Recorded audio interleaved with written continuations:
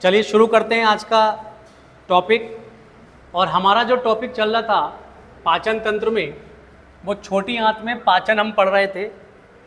और मैंने बताया था कि छोटी आंत का एक भाग होता है ड्यूडिनम, जिसमें 3 पाचक रस आकर मिलते हैं। और वे 3 पाचक रस कौन कौन से थे? वे 3 पाचक रस थे, एक पित्तरस वाइल जूस, एक अग्नाशय रस और तीसरा था आंत रस। चर्चा इन्हीं पर रहेगी आज। पित्तरस पर हम कल चर्चा कर चुके थे, हमारी जो पिछली क्लास थी वो पित्तरस के विषय में ही थी।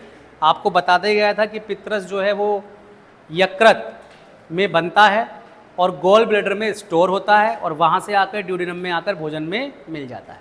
पित्तरस में कोई भी पाचक एंजाइम नहीं होता है, उसमें कुछ विशेष प्रकार के लवण होते हैं जिन्हें सोडियम ग्लाइकोलेट और सोडियम टार्कोलेट कहा जाता है। और ये भोजन में आई हुई वसा का पाचन करते हैं या वसा का इमल्सीकरण करते हैं। इतनी बात हमने कल उसमें पढ़ ली थी।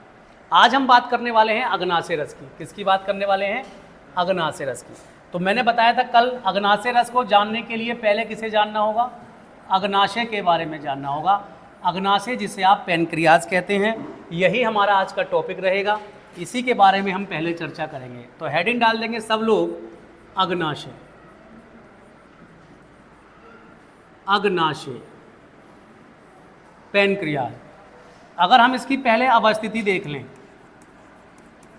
अगर इसकी लोकेशन देख लें कि मानव शरीर में ये कहाँ होता है, तो पता चलेगा कि जो आपका ड्यूडिनम और स्टोमक यानी आमाशय और पक्वाशय यानी गृहिणी के जो बीच वाला पार्ट है, जहाँ पर पाइलोरिक वाल्व था, तो ये ठीक उसके नीचे लटका हुआ होता है। ठीक है। जैसे मैं अगर बताने का प्रयास करूँ, मैं लिख देता हूँ पहले कि आमाशय और ड्यूडिनम के जोड़ पर नीचे की ओर स्थित होता है। बहुत जल्दी से बना के दिखा देता हूं मैं आपको, बहुत जल्दी से, क्योंकि लिखने में हो सकता है समझ में ना आए लोकेशन इसकी। लेकिन देखिए इस तरह से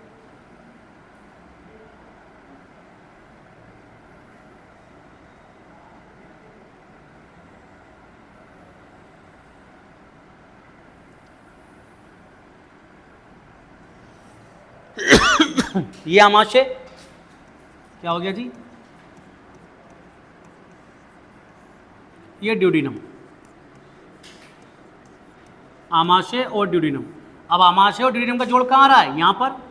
तो आप समझिएगा कि यहाँ पर जो, जहाँ पर जोड़ आ रहा है, यहीं पर आपका इस तरह से ये इन दोनों के जोड़ पे थोड़ा बड़ा करके दिखाता हूँ मैं। इन दोनों के जोड़ पर इस तरह से ये चीज़ एक ग्रंथि के रूप में लगी रहती है।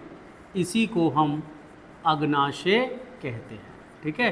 तो सबसे पहली चीज़ हमने समझी कि अग्नाशय जो है वो क्या है? अग्नाशय कहाँ है? तो अग्नाशय कहाँ है? तो आप कहेंगे आमाशय और ड्यूडिनम का जो जॉइंट वाला भाग है, जहाँ पर पाइलोरिक वाल्व पाया जाता था, उसके नीचे वाली दीवार पर ये लटका हुआ भाग होता है जिसको हम अग्नाशय कहते हैं। एक चीज़। दूसरी चीज़ समझिएगा इसके बारे में। अग्नाशय मानव शरीर की दूसरी सबसे बड़ी ग्रंथि है। दूसरी सबसे बड़ी ग्रंथि है। पहली कौन सी थी जी? पहली कौन सी थी? यकृत थी। यकृत मानव शरीर की पहली सबसे बड़ी ग्रंथि थी और अग्नाशय मानव शरीर की दूसरी सबसे बड़ी ग्रंथि है। तो ये दो बातें आप अग्नाशय के बारे में जानिएगा। अग्नाशय एक ग्रंथि है, अग्नाशय एक ग्रंथि है और अग्नाशय ग्रंथि है और ग्रंथि क्या होती है इस पर हम चर्चा कर चुके थे। ग्रंथि क्या होती है? ग्रंथि क्या होती है बताइए। हाँ, ग्रंथि क्या होती है फिर बता देता हूँ एक बार में। जो ग्रंथि होती है,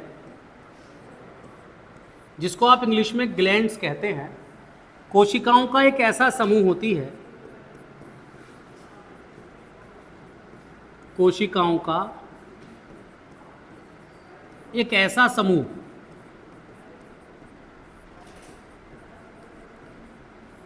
जहां से कोई पदार्थ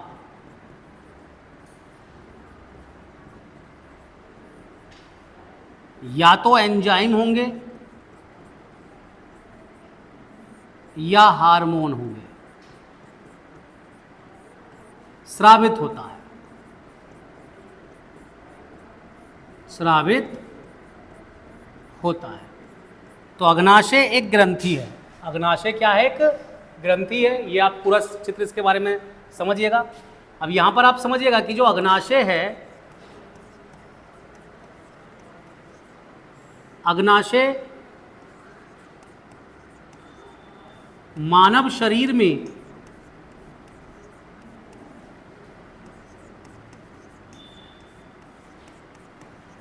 पाई जाने वाली एकमात्र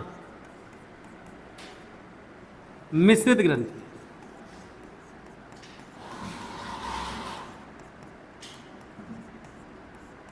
कैसी ग्रंथि है जी? मिश्रित ग्रंथि है। अग्नाशय मानव शरीर में पाई जाने वाली एकमात्र मिश्रित ग्रंथि।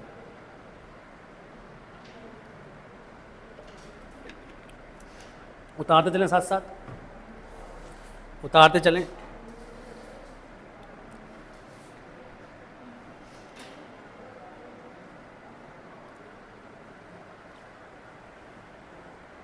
अब देखिए, मिश्रित ग्रंथि का मतलब क्या होता है।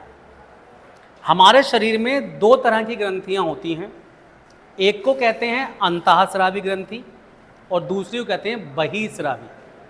अंतःस्रावी की इंग्लिश हो गई एंडोक्राइन, एंडोक्राइन ग्लैंड्स, और बहिःस्रावी की हो गई एक्सोक्राइन ग्लैंड्स।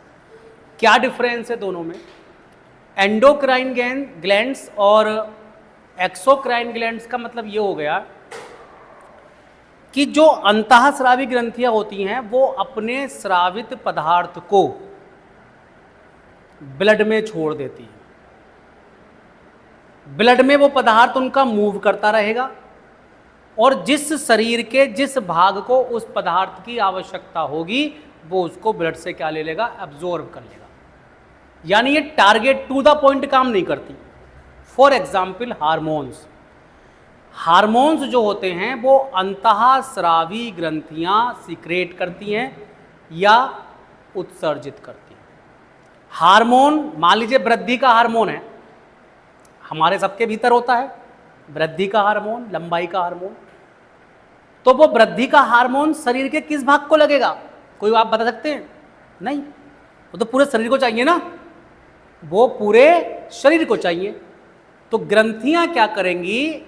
जो ग्रंथि वृद्धि का हार्मोन सीक्रेट करेगी वो उसे रक्त में छोड़ देगी, और रक्त चूंकि इंटरनल पाइपलाइन के माध्यम से बहता है, आंतरिक जो हमारी पाइप संरचना है जिसे आप शिराएं और धमनियां कहते हैं, अरे होता नहीं होता, तो वो उनके माध्यम से बहता हुआ पूरे शरीर में मूव करेगा हार्मोन, और जिस जिस भाग को वो हार्मोन चाहिए वो रक्त से एब्जॉर्ब कर लेगा और अपना विकास कर लेगा। इसीलिए अंतःस्रावी ग्रंथियों से जो पदार्थ स्रावित होता है उसे हार्मोन्स कहते हैं। और जो हम पढ़ रहे हैं यकृत, अग्नाशय या जठर, इन्हें कहते हैं बहिःस्रावी ग्रंथियां। बहिःस्रावी ग्रंथियां क्यों कहते हैं? क्योंकि ये अपना स्रावित मटेरियल, स्रावित पदार्थ जिसे एंजाइम कहते हैं, ये टू द पॉइंट उसी जगह पहुंचाती हैं जहां पर उस एंजाइम की आवश्यकता होती है। फॉर एग्जाम्पल, यकृत में बना था पित्तरस, और पित्तरस को यकृत ने विभिन्न नलियों के द्वारा कहाँ पहुंचा दिया? ड्यूडिनम में। पूरे शरीर में मूवमेंट नहीं कराया। अब दूसरा उदाहरण मैं देता हूं आपको। जठर ग्रंथि ने क्या उत्सर्जित किया? जठर रस। और जठर ग्रंथि ने जठर रस को सीधा कहां छोड़ दिया? आमाशय में। लार ग्रंथियों ने क्या निकाला? टाइलिन और लाइसोजाइम। लार, और सीधा लार ग्रंथियों से लार कहां आई? मुख गुहा में, टारगेट जहां पर उसकी जरूरत थी। तो ये जो ग्रंथियां होती हैं जो अपने स्रावित पदार्थ को किसी नलिका में नहीं बहाती हैं, सीधा निकाल दिया बाहर से बाहर। भाई जठर ग्रंथि आमाशय में थी, जठर ग्रंथि कहाँ थी? आमाशय में थी, सीधा निकाल दिया और वो आमाशय मिल गया। लार ग्रंथि कहाँ थी? मुंह में थी, लार निकाल दी, कहाँ गई? सीधा मुंह में आ गई। मतलब इनका मटेरियल किसी पाइपलाइन में नहीं बहता, समझ रहा है? कोई नलिका में नहीं बहता, इसीलिए इनको बहिस्रावी, नलिका विहीन, और अंतःस्रावी को नलिका युक्त, क्योंकि उनका जो मटेरियल है हार्मोन्स, वो ओपन नहीं बहेगा, वो नलिकाओं में बहेगा। और वो नलिकाएं क्या हैं? धमनियां हैं, शिराएं। लेकिन मैंने आपको भी बोर्ड पे पीछे लिखा कि अग्नाशय मानव शरीर की एकमात्र मिश्रित ग्रंथि है। यानी अग्नाशय एक ऐसी ग्रंथि होगी जिसमें अंतःस्रावी ग्रंथि के भी गुण होंगे और जिसमें बहिस्रावी ग्रंथि के भी गुण होंगे। अर्थात ये हार्मोन्स को भी स्रावित करेगी और एंजाइम्स को भी स्रावित करेगी। तो एक चित्र के माध्यम से समझते हैं इसको, एक चित्र के माध्यम से समझते हैं। मान लीजिए ये हमारा अग्नाशय है, पैनक्रियाज है। अब इस पैनक्रियाज में एक भाग ये है और इस पैनक्रियाज का ज्यादातर भाग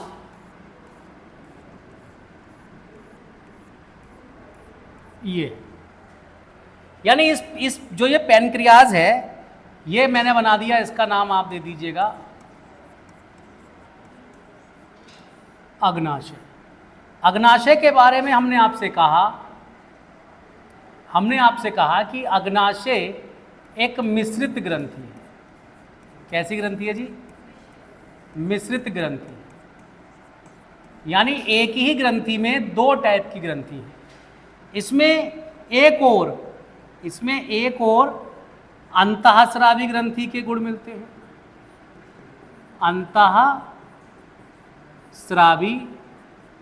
ग्रंथि के रूप में है, और दूसरी ओर ये बहिस्रावी ग्रंथि के रूप में, अंतःस्रावी ग्रंथि के रूप में है। तो यहां से क्या निकलेंगे जी? अंतःस्रावी ग्रंथि क्या, अंतःस्रावी का जो स्रावित पदार्थ होता है वो होता है हार्मोन। क्या होता है? हार्मोन। और जो बहिस्रावी ग्रंथि का स्रावित पदार्थ होता है, बहिस्रावी ग्रंथि का जो स्रावित पदार्थ होता है उसे हम कहते हैं एंजाइम। उसे क्या कहते हैं? एंजाइम। जैसे आपने बहुत सारे और भी नाम सुने होंगे, जैसे मैं कुछ आपको अंतःस्रावी ग्रंथि के नाम बता दूं कि मानव शरीर में जो अंतःस्रावी ग्रंथियां पाई जाती हैं, आपने नाम सुने होंगे, जैसे पीयूष ग्रंथि, सुना है नाम? पीयूष ग्रंथि मानव में कैसी ग्रंथि है? अंतःस्रावी। जैसे आपने नाम सुना होगा थायराइड ग्रंथि, थायराइड ग्रंथि, थायराइड ग्रंथि कैसी ग्रंथि है? अंतःस्रावी ग्रंथि है। जैसे आपने नाम सुना होगा एड्रिनल ग्रंथि, एड्रिनल ग्रंथि किस टाइप की ग्रंथि है जी? मानव शरीर में पाई जाने वाली एक अंतःस्रावी ग्रंथि है। इनसे सबसे क्या निकलेंगे? हार्मोन्स निकलेंगे, हार्मोन्स निकलेंगे। ऐसे ही मैं आपको इधर बता दूं कि कुछ मानव शरीर में बहिस्रावी ग्रंथियां भी होती हैं। मानव शरीर में कुछ क्या होती हैं? बहिस्रावी ग्रंथियां भी होती हैं, जैसे लार ग्रंथि। लार ग्रंथि क्या है? एक बहिस्रावी ग्रंथि है। जैसे यकृत, यकृत क्या है? एक बहिस्रावी ग्रंथि है।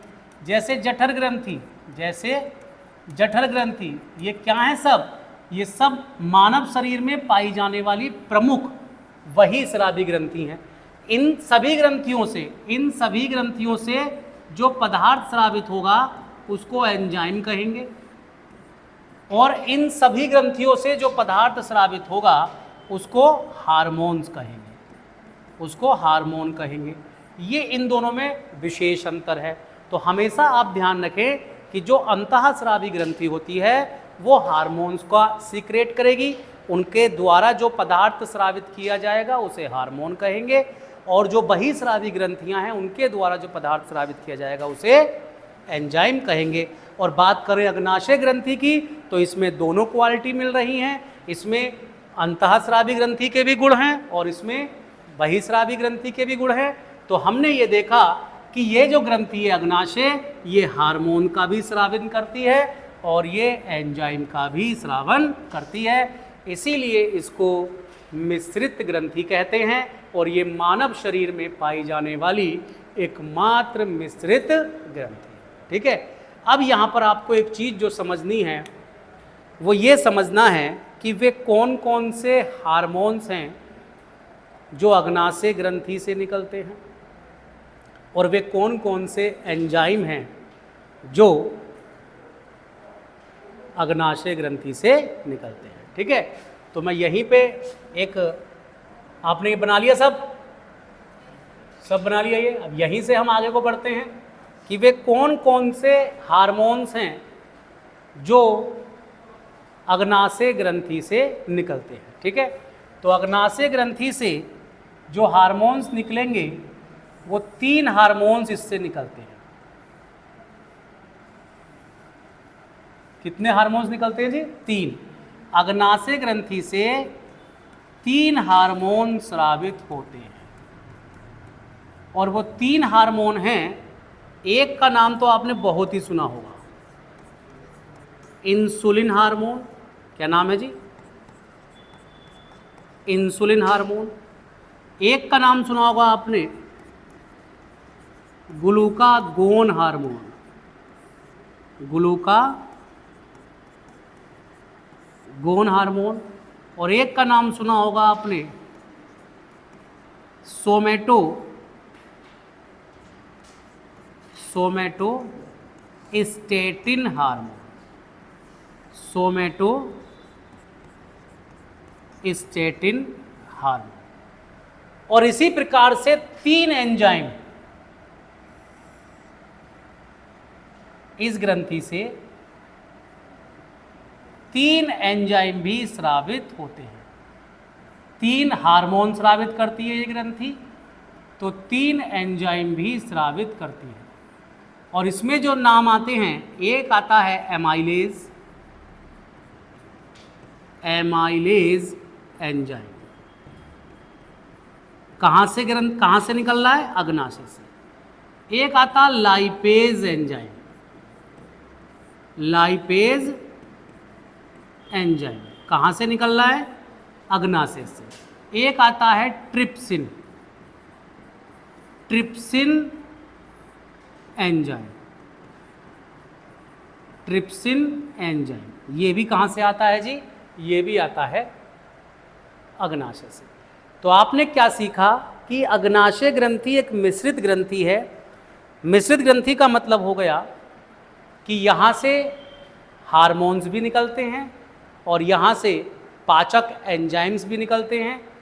अब देखिए, ये जो 3 एंजाइम्स और 3 हार्मोन्स देख लिए, इन तीनों का अगर मैं काम आपको एक शब्द में बता दूं तो ये तो जो हैं, ये जो 3 हार्मोन्स लिखे हैं, तीनों हार्मोन्स का काम मैं यहाँ अलग अलग तो लिखूंगा ही, लेकिन एक अगर लिख दूं तो शरीर में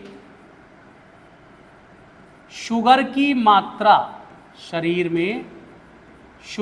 मात्रा को क्या करते हैं? ये नियंत्रित करते हैं। शरीर में शुगर की मात्रा को नियंत्रित करने वाले हार्मोन्स होते हैं इंसुलिन और ग्लूकागोन। और ये जो 3 एंजाइम्स हैं, ये पाचक एंजाइम होते हैं। ये कैसे एंजाइम होते हैं? पाचक, यानी ये भोजन को पचाने का काम करेंगे। ये इनका वन वर्ड में काम हो गया। अलग अलग काम भी मैं बताऊंगा, ग्लूकागोन क्या करेगा, सोमेटोस्टेटिन क्या करेगा, अलग अलग भी सबका बताऊंगा। लेकिन आपको एक बार में एक लाइन में आपको याद रखना है कि जो अग्नाशय से हार्मोन स्रावित होते हैं वो मानव शरीर में शुगर की मात्रा को कंट्रोल करते हैं, नियंत्रित करते हैं, और जो अग्नाशय से एंजाइम स्रावित होते हैं वो पाचन में भूमिका निभाते हैं या भोजन को पचाने का काम करते हैं। अब जैसे कि मैंने कहा कि अलग अलग भी हमें इनके काम देखने हैं, तो अलग अलग इनके काम यहाँ तक उतार लिया सबने। इसके आगे बढ़ते, अब अलग अलग काम अगर हम देखें इनके, तो अलग अलग काम देखने के लिए क्या करेंगे हम? तो देखिए, जो ये इंसुलिन हार्मोन है, इंसुलिन हार्मोन आपने सुना होगा, जब भी किसी की शुगर बढ़ जाती है तो उसे इंसुलिन के इंजेक्शन दिए जाते हैं, सुना होगा ना ऐसा। यानी इंसुलिन हार्मोन कुछ तो कर रहा होगा ऐसा। तो मैं काम इसका लिख दूं, ये बढ़ी हुई शुगर की मात्रा को, क्या शरीर में बढ़ी हुई शर्करा को क्या करता है जी? नियंत्रित करता है। बढ़ी हुई शर्करा की मात्रा को नियंत्रित करता है। शुगर बढ़ गई तो इंसुलिन एक्टिव हो जाएगा। अब इंसुलिन वो जो हम ले रहे हैं बाहर से, कि इंजेक्शन ले लिया, इंसुलिन ले लिया, तो वो तो हमने कृत्रिम रूप से लिया। जब आपके अग्नाशय में इंसुलिन ना बन रहा हो तो आप बाहर से लेते हैं। इंसुलिन आपकी बॉडी में जाके वास्तव में करता क्या है? इंसुलिन क्या करता है? कल मैंने आपको एक क्रिया पढ़ाई थी, यकृत का एक कार्य पढ़ाया था, ग्लाइकोजेनेसिस पढ़ाया था। ग्लाइकोजेनेसिस क्या था? अतिरिक्त ग्लूकोज की मात्रा को शरीर से निकाल लेना, ब्लड से निकाल लेना, यकृत कर रहा था। बस इंसुलिन भैया यकृत से जाकर यही कहेंगे कि यकृत भैया ग्लाइकोजेनेसिस कर दो। क्यों? क्योंकि शरीर में ब्लड शुगर बढ़ गया है, और शरीर में ब्लड शुगर बढ़ने का मतलब हो गया शरीर में ग्लूकोज की मात्रा बढ़ गई है। तो इसका मतलब क्या हुआ कि ये इंसुलिन हार्मोन क्या काम करेगा जी? इंसुलिन हार्मोन ग्लाइकोजेनेसिस की क्रिया, कल याद आ रहा होगा,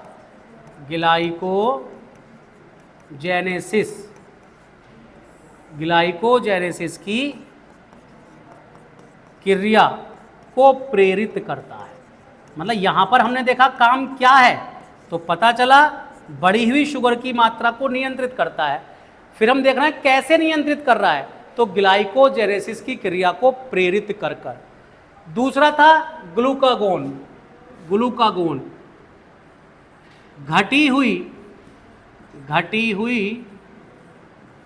शुगर की मात्रा को नियंत्रित करता है।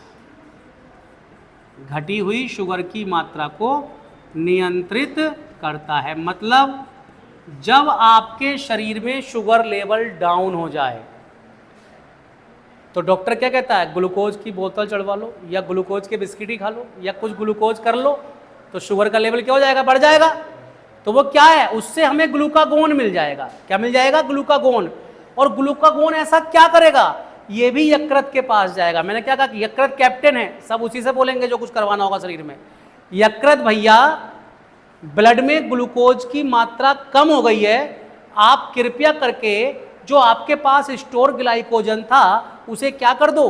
ग्लूकोज में कन्वर्ट कर दो, ताकि रक्त में ग्लूकोज की मात्रा बढ़ जाए। अर्थात ये कौन सी क्रिया को प्रेरित करेगा? ग्लाइकोजिनोलाइसिस। बताया था कल बताया था। तो ये जो किसे प्रेरित करेगा? ग्लाइकोजिनेलाइसिस। ये क्रियाएं मैं कल आपको बता चुका हूं। ग्लाइकोजिनेलाइसिस की क्रिया को प्रेरित करेगा, और इस प्रकार से यकृत द्वारा ब्लड में ग्लूकोज की मात्रा को बढ़वा देगा, कौन सा हार्मोन? Glucagon hormone. तो जब आपके ब्लड में शुगर बढ़ी हुई होगी तो इंसुलिन एक्टिव होगा, जब आपके ब्लड में शुगर डाउन होगी तो कौन सा हार्मोन एक्टिव होगा? ग्लूकागोन एक्टिव होगा। अब ये एक्टिव ना हो, भाई आराम में पड़े, मर्जी ना कर रही इनकी जाने की कहीं काम करने की। हर आदमी आलसी है आजकल, ये भी सोच रहा है मैं भी आलसी बन जाऊं, मैं भी कुछ ना करूं। लेकिन इनके ऊपर एक आदमी बैठा है सेमेटोस्टेटिन, जो इनसे कहता है कि भैया अपने काम को जिम्मेदारी से निभाओ। मतलब सेमेटोस्टेटिन का काम क्या है? इंसुलिन और ग्लूकागोन हार्मोन के स्रावन को नियंत्रित करना। कैसे? शुगर कम है, शुगर कम है, बढ़ना चाहिए था किसको? ग्लूकागोन का स्तर को, और बढ़ क्या रहा है? तो कोई तो डंडा लेके बैठे कि तेरा काम नहीं है, चल यहां से निकल। इस समय ग्लूकागोन को आन दे। इंसुलिन जब आएगा जब शुगर की मात्रा बढ़ी हुई होगी, अब उस समय आ जा ग्लूकागोन, तो और लेवल डाउन हो जाएगा, मर जाएगा आदमी। बोले चल भाई तू निकल, इंसुलिन को आन दे अब। तो कहने का मतलब क्या है? ये चीज जो नियंत्रित कर रहा है, कौन कर रहा है? सोमेटोस्टेटिन, है ना। तो इसका जो कार्य है, इसका जो कार्य आपको लिखना है वो लिखना है इंसुलिन, इंसुलिन एवं ग्लूकागोन, ग्लूकागोन हार्मोन के स्राव, स्राव मतलब निकलना, पर नियंत्रण, कि किसको किस समय स्रावित होना चाहिए, यह नज़र कौन रखता है? सोमेटोस्टेटिन हार्मोन नज़र रखता है। तो ये मैंने आपको टॉपिक पढ़ाया अभी कि कैसे अग्नाशय से कौन कौन से हार्मोन्स निकलते हैं। 3 तरह के हार्मोन्स निकलते हैं। कौन कौन से? रिपीट करें मेरे साथ। पहला कौन सा है? इंसुलिन, दूसरा ग्लूकागोन और तीसरा स्टेटोस्टेटिन। तीनों के काम आपके सामने। अब अगर हम बात करें यहाँ की, अब अगर हम बात करें एमाइलेज एंजाइम की, तो ये कार्बोहाइड्रेट का पाचन करेगा। किसका पाचन करेगा जी? कार्बोहाइड्रेट का पाचन। अगर हम बात करें लाइपेज एंजाइम की, वेरी वेरी इंपॉर्टेंट, कई बार सिंगल क्वेश्चन आ चुका है, ये किसका पाचन करेगा जी? वसा का पाचन करेगा। और अगर हम बात करें ट्रिप्सिन की, तो ये किसका एंजाइम पाचन करेगा? ये खाने में आए हुए प्रोटीन का पाचन करेगा। किसका पाचन करेगा? प्रोटीन का पाचन करेगा। इस प्रकार से जब हम देख लेते हैं ये तीनों पाचक, तो हम कह सकते हैं कि जो अग्नाशय रस है, अग्नाशय रस एक पूर्ण पाचक रस है, एक पूर्ण पाचक रस होता है, क्योंकि इसमें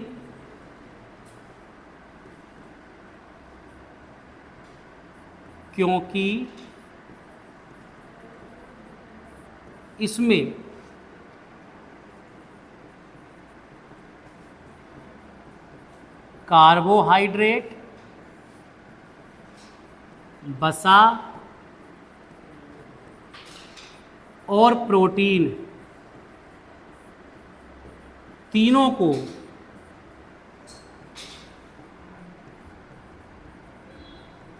पचाने वाले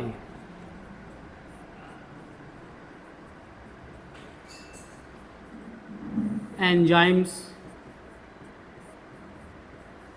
होते हैं। उतार लें फटाफट सारी चीज़ें, ये सारी चीज़ें उतार लें। मैंने आपको समझा दिया है यहाँ पर कि जो अग्नाशय रस है वो कंप्लीट पाचक रस है। कंप्लीट पाचक रस क्यों है?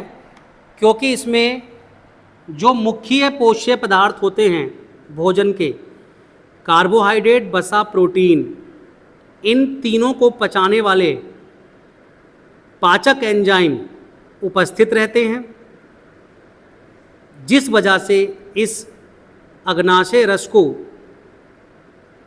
कंप्लीट पाचक रस या कंप्लीट डाइजेस्टिव जूस कहा जाता है। एक बात। दूसरी बात आप इसमें समझिएगा कि जो अग्नाशय रस होता है ये हल्का क्षारीय होता है, यानी इसकी जो प्रकृति होती है, इसकी जो पीएच वैल्यू होती है वो 7 के आसपास होती है, 7.5। कितनी होती है? 7.5 होती है। अर्थात ये जो होता है ये हल्का क्षारीय होता है। तो ये पॉइंट भी आप थोड़ा सा मेंशन कर देंगे। मेंशन क्या करेंगे? नोट करके लिख देंगे यहाँ पर, या इसी वाले भाग में लिख दें नोट करके। अग्नाशय रस, अग्नाशय रस की प्रकृति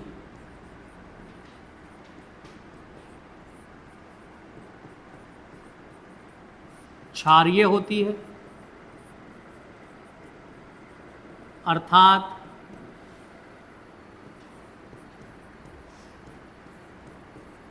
इसका पीएच मान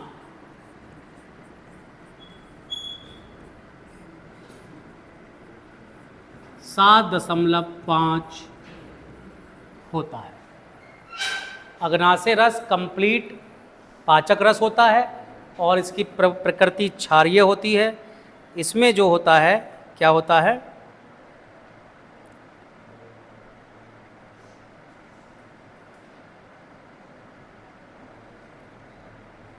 उतारते चलें साथ में, फिर हम आगे बढ़ते हैं। हल्का लग रहा है? चलिए। हैं?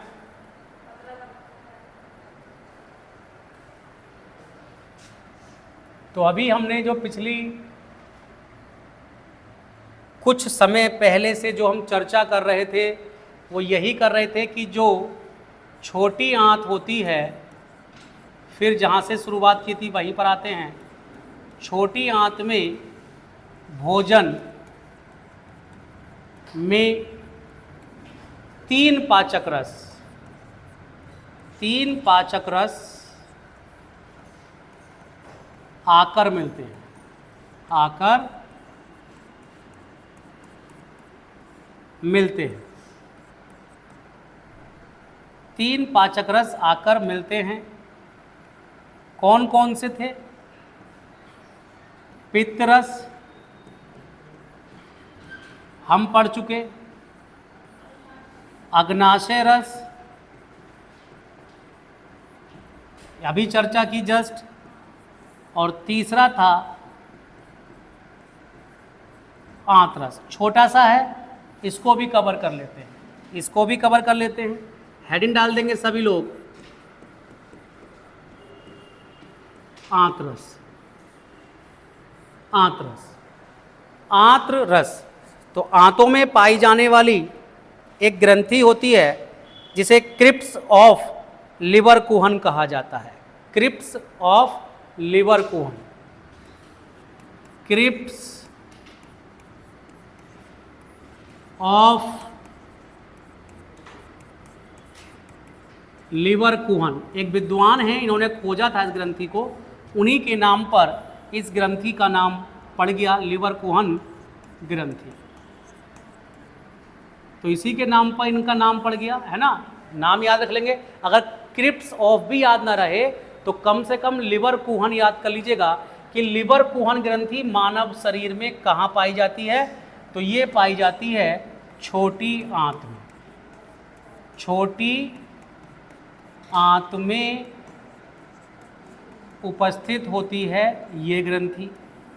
इस ग्रंथि से जो स्रावित होता है पदार्थ, इस ग्रंथि से उतारते भी चलेंगे, इस ग्रंथि से जो पदार्थ स्रावित होता है उसे आंत्र रस कहा जाता है। इस ग्रंथि से जो पदार्थ स्रावित होता है उसे आंत्र रस कहा जाता है। और ये जो आंत्र रस होता है यह भी हल्का क्षारीय होता है। कैसा होता है?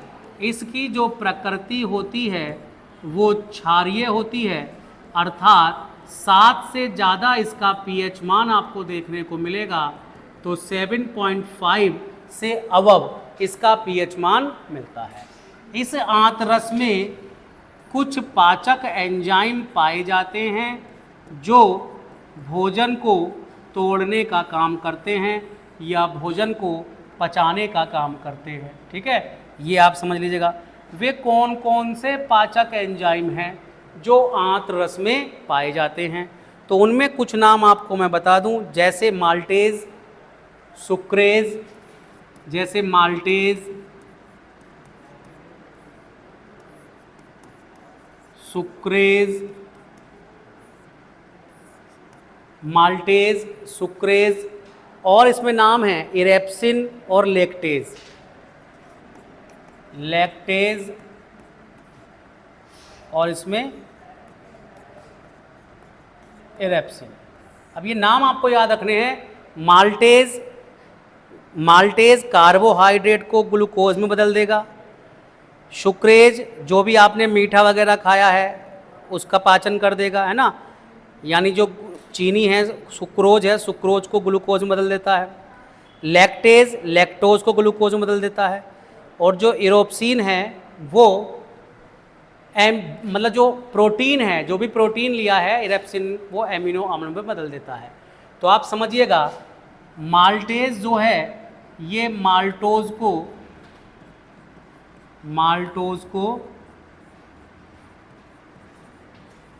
किस में बदल देता है? ग्लूकोज में बदल देता है, ग्लूकोज में बदल देता है। देखिए हमें यही तो चाहिए था, हमें ग्लूकोज ही तो चाहिए था। सुक्रेज सुक्रोज को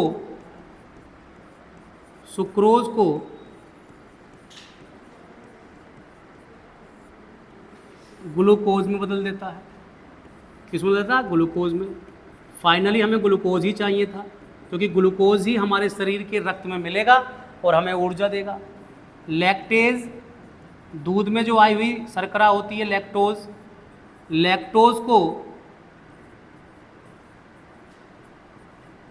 लैक्टोज को ग्लूकोज में बदल देगा, लैक्टोज को ग्लूकोज में बदल देगा। और जो बचा इरेप्सिन जो है, जो भी प्रोटीन आया है आपके खाने में उसको अंतिम रूप से एमिनो अम्ल में बदल देगा, एमिनो अम्ल में बदल देगा। तो ये आप समझिएगा अंतिम रूप से हमने यही जाना था कि हम जो भी कुछ खाते हैं, चाहे वो हमने कार्बोहाइड्रेट लिया हो, चाहे वसा ली हो या प्रोटीन लिया हो, उसका अंतिम रूप से पाचन क्रमशः ग्लूकोज, वसा अम्ल और एमिनो अम्ल में हो जाता है ना। तो आप समझेंगे इस चीज़ को, ये यहाँ पर देख लीजिएगा, आप समझिएगा, नोट करके लिख सकते हैं यहाँ पर। पाचन क्रिया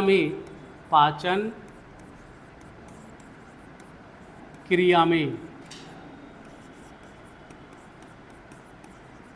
अंतिम रूप से पाचन कार्बोहाइड्रेट का, जितना भी कार्बोहाइड्रेट हमने अपने भोजन में लिया था वो बन जाएगा आपके शरीर में पचने के बाद ग्लूकोज। जितनी भी वसा आपने ली है अपने भोजन में, वसा पचने के बाद बन जाएगी वसा अम्ल। क्या बन जाएगी? वसा अम्ल। और जितना भी प्रोटीन आपने लिया है, जितना भी प्रोटीन आपने अपने भोजन में लिया है, वो प्रोटीन पचने के बाद बन जाएगा क्या? एमिनो अम्ल बन जाएगा। और यही तीनों चीज़ें आपके आगे जाकर किस में चली जाएंगी? रक्त में चली जाएंगी। और फिर रक्त में इनके अलग अलग काम हैं। वसा अम्ल भी ऊर्जा देती है, ग्लूकोज भी ऊर्जा देता है। ऊर्जा कैसे मिलेगी ये हम आगे देखेंगे। तो आप ये समझिएगा कि आपने अब तक की क्लास में ये कंप्लीट कर लिया कि पाचन भोजन का कैसे होता है, वे कौन कौन से पाचक रस हैं जो भोजन को पचाने में सहायता करते हैं, कौन कौन से एंजाइम हैं, कहाँ से वो निकलते हैं वगैरह। ठीक है भाई, तो ये आपकी क्लास थी। और आप जो है पूरा टॉपिक एक बार मन से पढ़कर आइएगा, पूरा टॉपिक। और कल आपका एक टेस्ट लेते हैं जो कि